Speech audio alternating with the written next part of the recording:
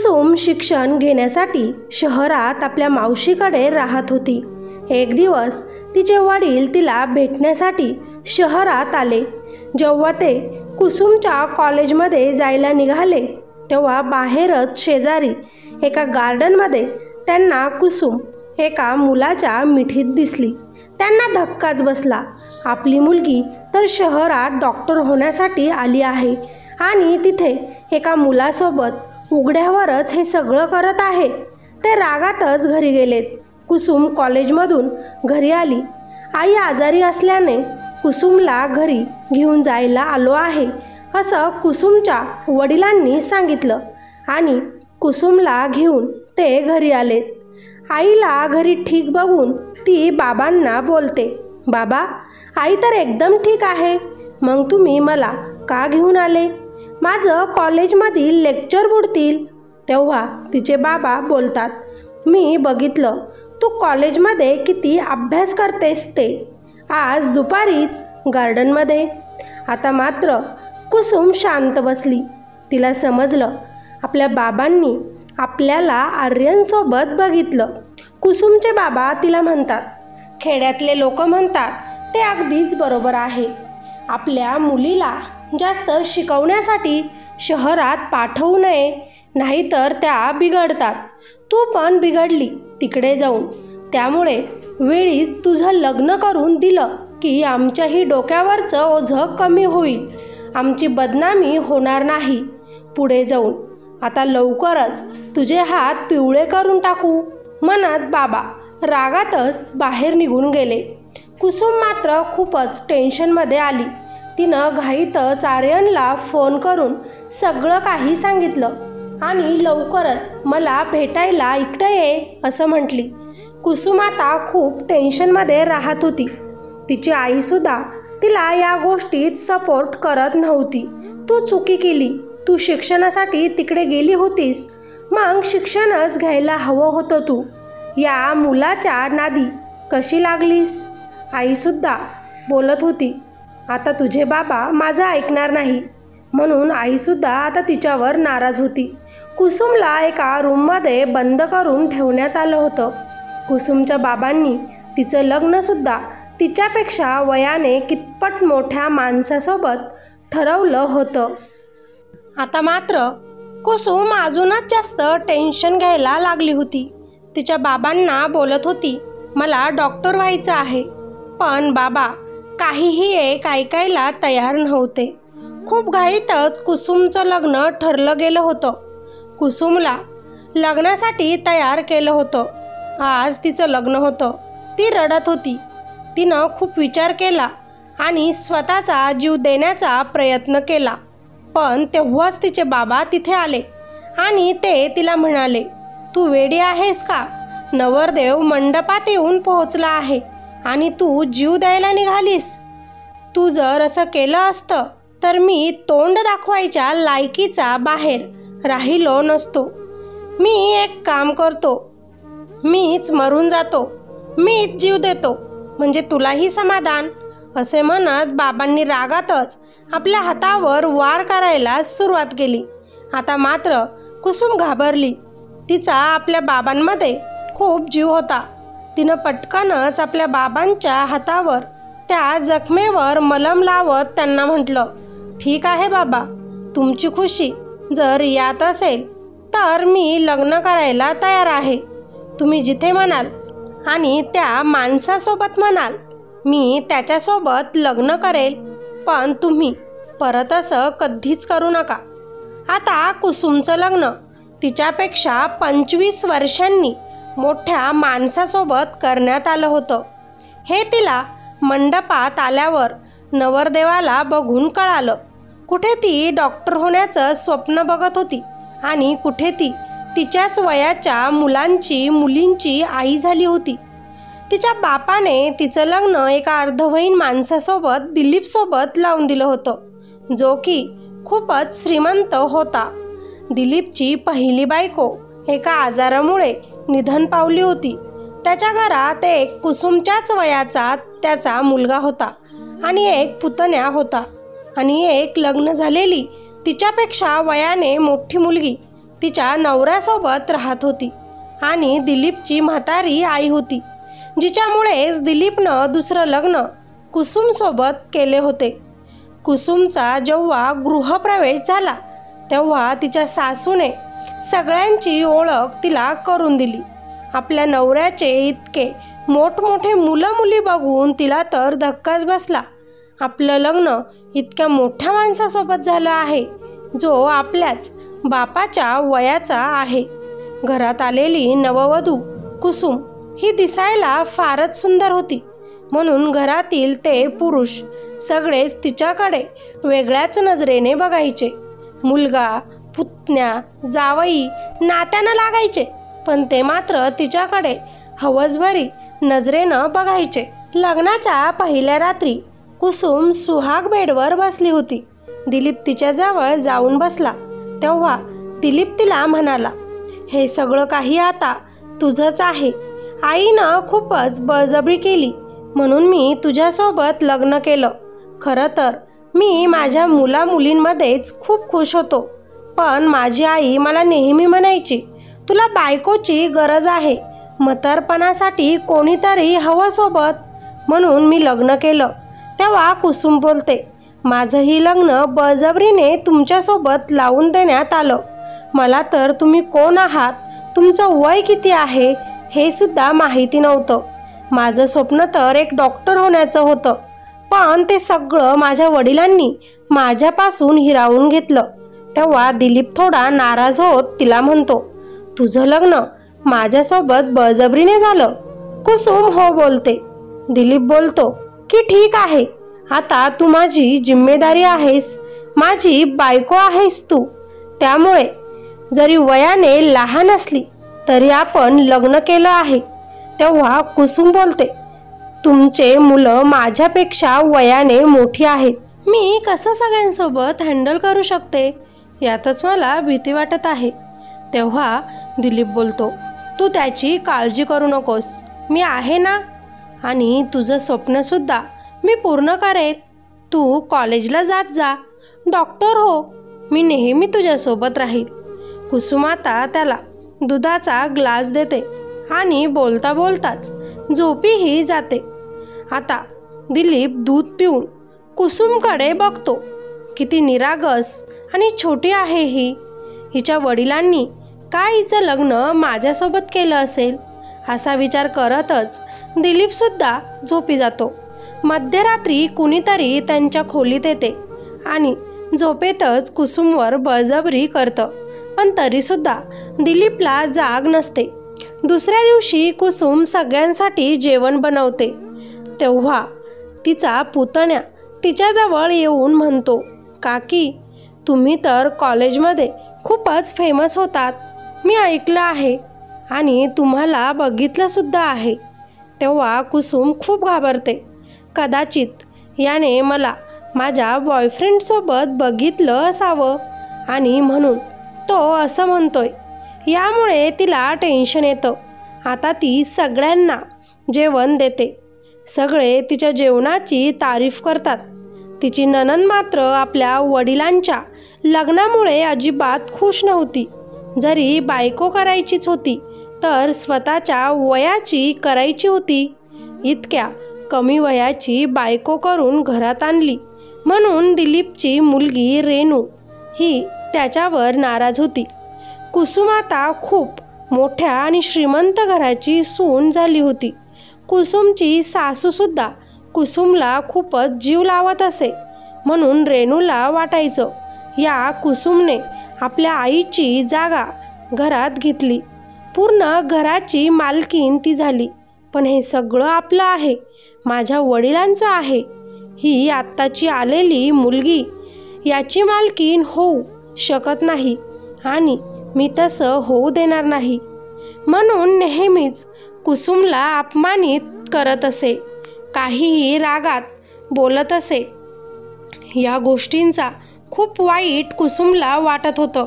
तिच्या डोळ्यातील पाणी अजूनही थांबलं नव्हतं. रेणूचा नवरा हा नेहमीच कुसुमच्या मागे पुढे फिरायचा, तिच्याकडे बघायचा. माझी सासू इतकी सुंदर आहे, माझ्या सासऱ्यांची तर लॉटरी लागली असं तो म्हणायचा. त्याच्या असं बोलण्यानं कुसुमला खूप वाईट वाटायचं. जेव्हा रेणूचा नवरा कुसुमच्या मागे पुढे फिरायचा, तिच्यासोबत बोलायला जायचा, तेव्हा रेणूला त्याचा खूपच राग येत असे. या मुलीनं आपल्या घरात आल्याबरोबर आपल्या घरातील पुरुषांच्या नजरा तिच्यावर वेधून घेतल्या असं तिला वाटायचं. म्हणून एक दिवस रेणू जे मनात येईल ते कुसुमला बोलली. तू आमच्यापेक्षा लहान आहेस, तरी तुला आमच्या आईचा वायदा मिळाला. माझ्या वडिलांना तू तुझ्या जाळ्यात अडकवलंस. आता माझ्या नवऱ्याला तरी सोड, का त्याला तुझ्याकडे आकर्षित करत असतेस? म्हणून वाटेल तसा अपमान रेणूनं कुसुमचा केला. कुसुमला खूप वाईट वाटत होतं. तेव्हाच रेणूचा लहान भाऊ, जो की कुसुमच्याच वयाचा होता, तो कुसुमला म्हणाला, वाईट वाटून घेऊ नको. रेणू दीदी खूप चांगली आहे माझी. तिच्या लग्नाला आता 4 वर्ष झालेत. तिला अजूनपर्यंत मूल झालं नाही. म्हणून सासरचे लोक तिला खूपच अपमानित करत होते. मागे पुढे तिला टोमणे देत होते. म्हणून ती सासरचं घर सोडून इकडे आमच्याकडे राहायला परत निघून आली. तिला सासरी जायचं नाही असंच ती आता म्हणते. तिच्या मागे लगेचच दाजी पण त्यांचं घर सोडून तिच्यासोबत आलेत. त्यांना मूल होत नाही म्हणून दोघेही टेन्शनमध्ये असतात आणि म्हणूनच तिनं तुझ्यावर राग काढला. त्यामुळे नाराज होऊ नकोस. कुसुमने मान हलवली. नेहमीप्रमाणेच दिवस चालले होते. लग्नाला आता 15 दिवस उलटून गेले होते. रोज रात्री दुधाचा ग्लास कुसुम दिलीपला देत असे आणि ते दूध पिऊन दिलीप झोपी जात असे, कारण त्यामध्ये झोपेच्या गोळ्या असे. आणि मग रोजच कुणीतरी मध्यरात्री त्यांच्या रूममध्ये येत असे आणि कुसुमसोबत संबंध बनवत असे. हे रोजचंच चाललं होतं. म्हणून एक दिवस रात्री झोपताना कुसुमने दुधाचा ग्लास आणल्यावर दिलीपने तो पिण्याचा नकार दिला आणि तिला म्हणाला, आपल्या लग्नाला आता 1 महिना होत आला आहे. आपल्या दोघांमध्ये अजूनही नवरा बायकोचा संबंध नाही. मला माहिती आहे तू माझ्यापेक्षा वयाने खूप लहान आहेस. तुला माझ्यासोबत संबंध बनवायलाही बरोबर वाटत नसेल, पण आपण नवरा बायको आहोत. आज ना उद्या आपलं नातं आपल्याला पुढे घेऊन जावंच लागेल. असं किती दिवस तू माझ्यापासून आणि मी तुझ्यापासून दूर राहणार? दिलीप कुसुमला समजावून सांगत होता. पण कुसुम मात्र या गोष्टीला नकार देत, मला अजून वेळ हवा आहे असं आपल्या नवऱ्याला म्हणते. दिलीप खूपच समजदार माणूस होता. त्यानं कुसुमला सांगितलं, तुला जितका वेळ घ्यायचा तितका घे. मी कधीच तुझ्यावर बळजबरी करणार नाही. कुसुमला चांगलं वाटलं. तिनं त्याला दूध दिलं, पण आज ते दूध प्यायला त्यानं नकार दिला होता. त्या दुधामध्ये तू खूप प्रेम मिळवते वाटतं, म्हणून मला खूप झोप येते आणि त्यामुळे मला सकाळी लवकर जागही येत नाही. म्हणून मला ते दूध आज नको, कारण उद्या मला महत्त्वाच्या कामासाठी बाहेर जायचं आहे. म्हणून दिलीपनं ते दूध न पिता झोपून घेतलं. इकडे कुसुमच्या डोळ्यात पाणी होतं. तिला वाईट वाटत होतं. ती मनात विचार करत होती, आपण जे करत आहोत ते चुकीचं आहे. हे आर्यनचे वडील किती चांगले आहेत. मी त्यांच्यासोबत जे करत आहे ते किती चुकीचे आहे. मला आर्यनला याबाबत बोलावंच लागेल. म्हणून ती रूमच्या बाहेर जाते आणि दिलीपच्या मुलाच्या रूममध्ये जाते, जो की कुसुमच्याच वयाचा होता, जो आर्यन होता. आर्यन हा तोच मुलगा होता जो कुसुमच्या कॉलेजमधील तिचा बॉयफ्रेंड होता, जो आज नात्यानं तिचा सावत्र मुलगा होता. कुसुम त्याच्या रूममध्ये आल्याबरोबर दरवाजा बंद करून पटकनच जाऊन आर्यनला मिठी मारते. तोही तिला आपल्या मिठीत घेत म्हणतो, कुसुम, काळजी करू नकोस, सगळं ठीक होईल. मी आहे ना तुझ्यासोबत. तेव्हा कुसुम त्याला बोलते, अरे मला खूप भीती वाटत आहे. तुझे वडील खूप चांगले आहेत आपण त्यांच्या स्वभावाचा फायदा घेत आहोत. तेव्हा आर्यन तिला बोलतो, हे बघ, फक्त काही दिवस. तू एकदा की 18 वर्षांची पूर्ण झाली की आपण दोघेही दूर निघून जाऊ. म्हणजे कुणीच आपल्या नात्याला तोडू शकणार नाही. म्हणूनच मी माझ्या वडिलांचे लग्न तुझ्यासोबत लावून दिलं आहे. त्या दिवशी तू मला घरी बोलवलं आणि सांगितलं की तुझे वडील तुझं लग्न दुसरीकडे लावून देणार आहे. त्यांनी आपल्या दोघांना गार्डनमध्ये बघितलं म्हणून माझ्या डोक्यात हे आलं. माझ्या आईला जाऊन 5 वर्ष झाले होते. माझी आजी माझ्या वडिलांसाठी एक मुलगी शोधतच होती आणि म्हणूनच मीच माझ्या आजीला तुझा फोटो दाखवला. तुझ्या बाबांना पैशांची खूपच लालच होती म्हणून मीच आजीसोबत तुझ्या बाबांकडे आलो होतो. आम्ही तुझ्या बाबांना खूप सारे पैसे दिले आणि त्यांनी लगेचच तुझ्या आणि बाबांच्या लग्नाला होकारही दिला. माझे बाबा आमच्या सगळ्यांवर खूप प्रेम करतात आणि म्हणूनच त्यांनी लगेचच आजीचं आणि माझं ऐकलं आणि तुझ्यासोबत लग्न केलं. कारण जर तुझ्या बाबांनी तुझं लग्न दुसरीकडे लावून दिलं असतं तर आपल्याला कधीच भेटता आलं नसतं. मी तुझ्याशिवाय राहू शकत नाही. मी तुझ्यावर खूप प्रेम करतो. तेव्हा कुसुम बोलते, मी सुद्धा तुझ्यावर खूप प्रेम करते. तुझ्याशिवाय दुसऱ्या कुणावरच प्रेम करू शकत नाही. पण हे जे काही आपण करत आहोत ते खूप चुकीचं आहे. आपलं नातं खूप चुकीचं आहे. म्हणून मला खूप जास्त त्रास होत आहे. त्यातली त्यात तुझा भाऊ मला नेहमीच रोज घरात ब्लॅकमेल करतो, तुझ्यावरून चिडवतो. त्यानं आपल्याला कॉलेजमध्ये सोबत बघितलेलं आहे म्हणून तो मला विचारतो की मी तुम्हाला वहिनी म्हणू की काकू. म्हणून मला खूप भीती वाटते की जर आपली सत्यता बाहेर पडली तर आपल्याला कोणीच माफ करणार नाही. आपलं नातं कोणीच स्वीकारणार नाही. घाबरलेला तर आर्यन पण खूप होता. पण त्यानं कुसुमला कसं तरी समजावलं आणि तिच्यावर प्रेम केलं. काही रात्री त्या दोघांमध्ये सगळं काही घडलं होतं आणि त्याचे सगळे काही फोटो त्याच्या भावाने म्हणजेच सुयोगने काढूनसुद्धा घेतले होते आणि त्याला दाखवले सुद्धा आणि म्हणाला, हे बघ आर्यन, मला तुझ्याबद्दल आणि तुझ्या या गर्लफ्रेंडबद्दल सगळं काही माहिती आहे. मी घरात सगळ्यांना ही गोष्ट सांगून देईल. तेव्हा आर्यन त्याला बोलतो, तू माझा भाऊ आहेस. भावासारखाच राहा. कुणाला काही बोलायची गरज नाही आणि कुसुमपासून तू दूर राहा. तिला त्रास देणं तू बंद कर. तेव्हा सुयोग बोलतो, मी तर शांत राहील, पण शांत राहण्यासाठी मला पैसे हवेत, तेही 2 लाख. आता आर्यन आपल्या बाबांच्या बॅगमधून 2 लाख रुपये काढून सुयोगला देतो. आता सुयोग कुसुमला त्रास देणं थोडं बंद करतो. पण त्याची वाईट नजर कुसुमवर तशीच टिकून असते. घरात 2 लाख रुपये बॅगमधून चोरी गेल्याचा आरोप दिलीप कुणावरच लावू शकत नव्हता. तेव्हा त्याची मुलगी रेणू तो आरोप कुसुमवरच लावते. इतके दिवस घरात कधीच पैसे चोरी गेले नाहीत आणि तुमची बायको आल्यावरच जायला लागले असं बोलून ती कुसुमचं मन खूप दुखवते. इकडे रेणूचा नवरासुद्धा कुसुमकडे घाणेरड्या नजरेनं बघत असतो. ती घरात काम करत असताना तो तिच्यावर मोबाईल झूम करून तिच्याकडे बघत असतो. दिलीप मात्र कुसुमवर खूप प्रेम करत असतो. तिला खूप जीव लावतो. तिला कॉलेजमध्ये जायला सांगतो. तुझं डॉक्टर होण्याचं स्वप्न आपण पूर्ण करणार आहोत हे तिला वारंवार तो बोलतो.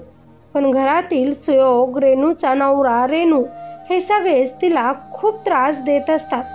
म्हणून ती या सगळ्या गोष्टींना खूपच कंटाळते आणि आर्यनला बोलते, आर्यन, मला प्लीज इथून दूर घेऊन चल. मी तुझ्या या मोठ्या श्रीमंत घरात नाही राहू शकत. आपण आपापलं छोटं घर घेऊयात आपण आपली सत्यता सगळ्यांना सांगून टाकूया. आपण तुझ्या वडिलांना असा धोका देऊ शकत नाही. आपलं नातं खूप चुकीचं आहे. नात्यानं मी तुझी सावत्र आई लागते आणि तू माझा सावत्र मुलगा. पण आपल्यात प्रेम आहे. सुहागरात आपण दोघांनी केली. रोज रात्री आपल्यामध्ये संबंध प्रस्थापित होतात. आपण दोघं नवरा बायकोच्या नात्यानं राहत आहोत. त्यामुळे आपल्या नात्याला आपण कालिंबा फासत आहोत. मला खूप वाईट वाटत आहे. मी रोज ती करून मरत आहे. ती इतकं बोलून लगेचच रडायला लागते. आर्यन तिला समजावतो आणि बोलतो, थोड्याच दिवसात आपण दोघेही इथून दूर निघून जाऊ. काळजी करू नकोस. फक्त थोडे दिवस वाट बघ. एक दिवस तर सुयोग तिचा आणि आर्यनचा मध्यरात्रीचा व्हिडिओ बनवतो आणि दुसऱ्या दिवशी कुसुमला दाखवून तो म्हणतो, तुला नवरी बनून माझ्याकडे यावं लागेल. आर्यनसोबत जशी रोज झोपते तसं माझ्यासोबत झोपावं लागेल. नाहीतर हे व्हिडिओ मी सगळ्यांना दाखवून देईल आणि तुझ्या वडिलांचं तसंच तुझं आणि आर्यनचं नाव खराब करेल. कुसुम खूप घाबरते. त्याला बोलते, तुला 2 लाख रुपये दिले आहेत ना आर्यनने, तरी पण तू मला का त्रास देत आहेस? सुयोग बोलतो, मला त्या 2 लाखांची गरज नाही. मला तुझ्या शरीराची गरज आहे. तू माझी हो.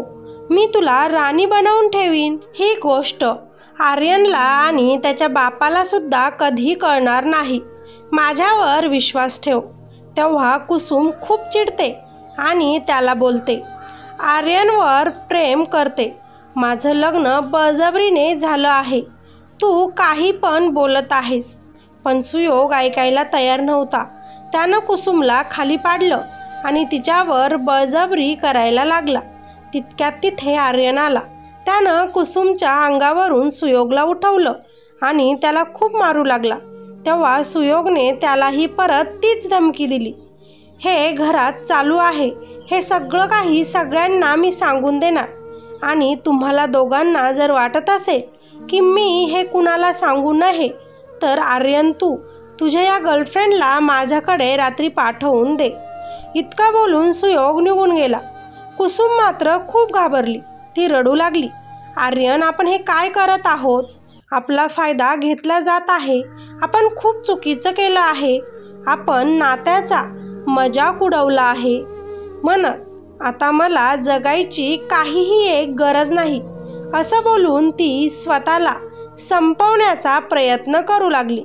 तेव्हा आर्यन तिला बोलतो, तू घाबरू नकोस.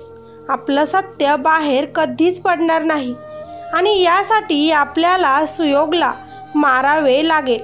आणि हे काम रात्री तू त्याच्या रूममध्ये गेल्यानंतर करणार आहेस.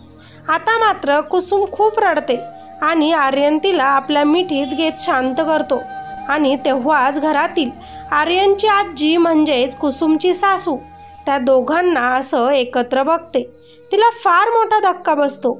आपली सून आणि आपलाच नातू आपल्याला धोका देत आहेत. माझ्या मुलाला या मुलीनं फसवलं.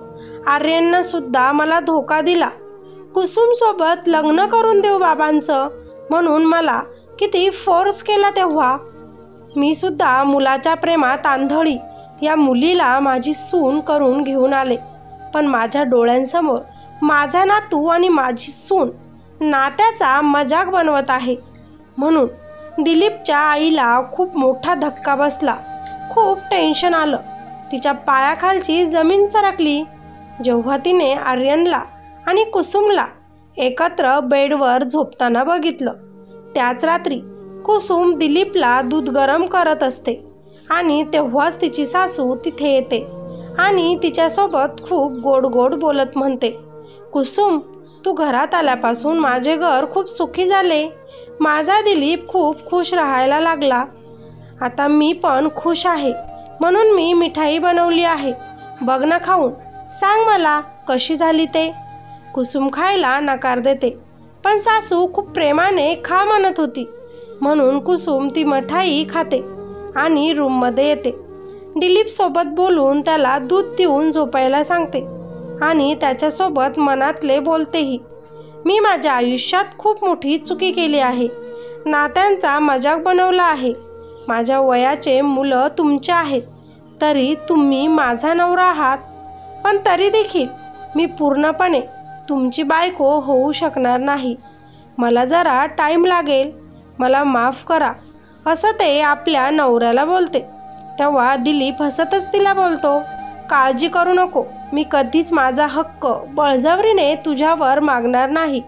तुला जेव्हा वाटेल तेव्हाच मी तुला हात लावेल. आता दिलीप झोपून घेतो. इकडे आर्यन रूममध्ये येऊन कुसुमला बाहेर घेऊन जातो आणि दोघं मिळून सुयोगला मारण्याचा प्लॅन बनवतात. आर्यन आणि कुसुम एकामेकांना मिठी मारतात. आपण किती प्रेम करतो एकामेकांवर, यासाठीच आपल्याला खूप चुकीचं काम करावं लागेल हे सुद्धा त्यांना समजतं. आता आर्यन त्याच्या रूममध्ये निघून जातो. इकडे कुसुम पूर्ण तयार होऊन सुयोगकडे त्याला मारण्याच्या पूर्ण तयारीतच चालली होतीच की मागून तिच्या सासूने तिला आवाज दिला, कुसुम, आता कुणाकडे चालली आहेस इतकं नवरीच्या गणवेशात? कुसुम घाबरते आणि तिच्या हातातील चाकू खाली पडतो. ते मी तिची पूर्ण बोलती बंद होते. जेव्हा ती सासूला समोर बघते तेव्हाच तिची सासू तिच्या गालात मारत बोलते, तुला लाज वाटली नाही का असं करायला?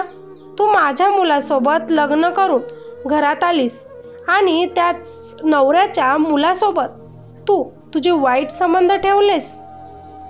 आता मात्र कुसुमला धक्का बसला. ती आपल्या सासूला काही समजावण्याचा प्रयत्न करायला जाते. तितक्यातच तिला खूप चक्कर येतात आणि तेव्हाच तिची सासू म्हणते, तुला जगायचा हक्क नाही. माझ्या मुलाला धोका दिलाय तू आणि म्हणूनच मी तुझ्या मिठाईमध्ये मगाशी विष मिळवलं आणि आत्तापर्यंत तुझ्या पूर्ण शरीरात ते पसरले सुद्धा असेल. ती खूप घाबरली. आई, तुम्ही हे काय केले म्हणत ती जमिनीवर पडली. त्या दोघींच्या आवाजाने घरात सगळे जागे झालेत आणि तिथं जमले. दिलीप तर कुसुमला असे तरफडताना बघून खूप घाबरला आणि तिच्याकडे जाऊ लागला. तोच त्याचा मुलगा आर्यन कुसुम कुसुम काय झालं तुला म्हणत रडू लागला. आपला मुलगा त्याच्या आईला असं कुसुम का म्हणत आहे, तिच्यासाठी इतकं का रडत आहे? दिलीपला तर काही कळत नव्हतं. कुसुम शेवटचे श्वास मोजत होती. आपल्या आर्यनकडे बघून म्हणत होती, आपण चुकीचं केलं आर्यन, म्हणून आज मला अशी शिक्षा मिळाली म्हणत ती तशीच डोळे झाकून पडली. तेव्हा दिलीपची आई बोलली, आता ती उठणार नाही आर्यन, विष दिलंय मी तिला. दिलीप जोराचा आईवर ओरडतो, हे काय चालू आहे, मला जरा समजेल का? पण आर्यन कसलाच विचार न करता कुसुमला उचलून हॉस्पिटलमध्ये घेऊन येतो. वेळेत हॉस्पिटलमध्ये आणल्यामुळे कुसुम आता ठीक होती, पण तिच्या डोळ्यातील पाणी थांबत नव्हते. घरात कुणासोबत ती नजर मिळवू शकत नव्हती. आर्यन आपल्या प्रेमासाठी आपण हे काय करून बसलो म्हणून ती रडत होती. तोच दिलीप तिथे येतो आणि आर्यनच्या गालात मारत त्याला विचारतो, हे काय सुरू आहे, मला समजेल का? तेव्हा आर्यन बोलायला सुरू करतो. काय होईल आर्यन आणि कुसुम एकत्र येतील का? त्यांनी किती मोठी चुकी केली त्यांना कधी समजेल? बघूया आपण लगेचच पुढे. आर्यन आपल्या बाबांना सांगायला सुरू करतो. कुसुम गरीब घरातील एका खेड्यातील मुलगी होती. तिचं खेडेगावात शिक्षण होत नसल्यानं तिच्या मावशीनं तिला आपल्याकडे शिकण्यासाठी आणलं होतं. खेडेगावातील मुलगी असल्यामुळे नवीन नवीन कुसुमला सगळं जड जात होतं. बोलण्यात काही गावठी शब्द आले तर तिच्या मैत्रिणी तिला हसत असे. कुसुमला शिकून मोठं डॉक्टर व्हायचं स्वप्न होतं, म्हणून ती कॉलेजमध्ये खूप मेहनत करून अभ्यास करत असे. दुसऱ्यांच्या घरी राहून जे शिक्षण घेत असतं त्यांना तर चांगलंच माहिती असतं की त्यांच्या मुलांमध्ये आणि आपल्यात किती फरक केला जातो. ते पावला पावलावर आपण पाहुणे असल्याचं जाणवतं. हेच कुसुमचे व्हायचे. नवीन नवीन तिला जास्त काही वाटत नव्हतं, पण नंतर तिला आपल्या आईबाबांची आठवण येत असे. कॉलेजमध्ये पण तिला फार एकटं वाटायचं जेव्हा तिची कुणी मजाक उडवत असे. आणि अशातच तिच्या आयुष्यात आर्यन आला. आर्यन एका मोठ्या श्रीमंत घरातील मुलगा होता. 3 वर्षापूर्वी त्याच्या आईचं निधन झालं होतं.